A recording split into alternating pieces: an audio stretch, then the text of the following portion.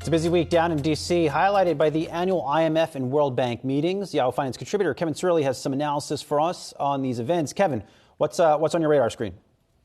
T-minus 30 days until the midterm elections. And this week, we're going to get two crucial debates that really could be indicative, not just of what's happening in Ohio and in Georgia, but the broader country as a whole. In Ohio, debate night, Senate, J.D. Vance, the MAGA Republican, challenging former Democratic Congressman Tim Ryan. Remember, he ran for president last cycle as well. This is a debate that is going to be the first of two for them leading up to the midterm elections. But let's not forget that early voting has started in multiple states. And now is when voters are going to be paying more careful attention. And then, of course, down in Georgia, Raphael Warnock, the Democrat governor incumbent, being challenged by Herschel Walker. Now, he, of course, has been plagued by a series of allegations that he denies.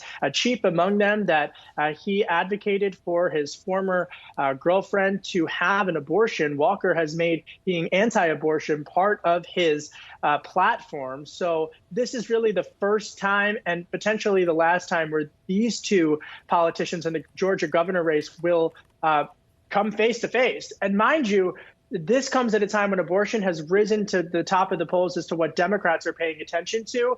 But this debate really could reverberate outside of Georgia. A lot of folks paying attention to what's going on there. Yeah, indeed. A lot of eyes on that state and the race there, Kevin. Also, we got to talk about jobs and how the recent jobs report that impacts Thursday's inflation print as well.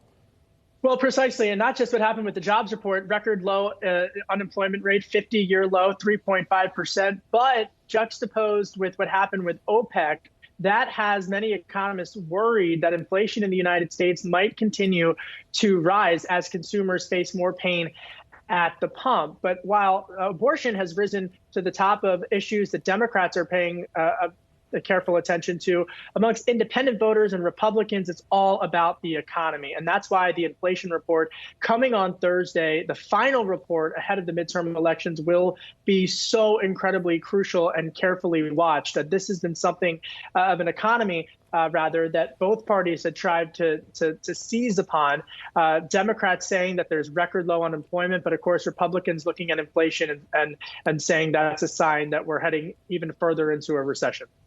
And then finally, you're watching the January 6th committee, and this, I guess, also has implications going back to the first item you're watching, the midterms, potentially. When can we look for the January 6th committee's report?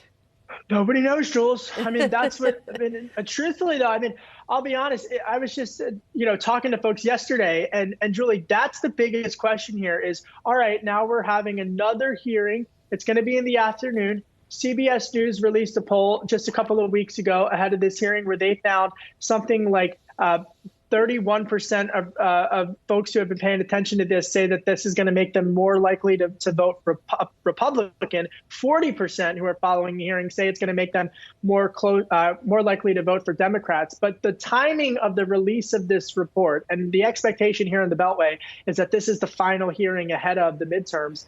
That's going to be incredibly watched. If it's after the midterms, which is looking like potentially what it could be, how will that tee up 2024 candidates who are looking to launch their campaigns? We'll be watching.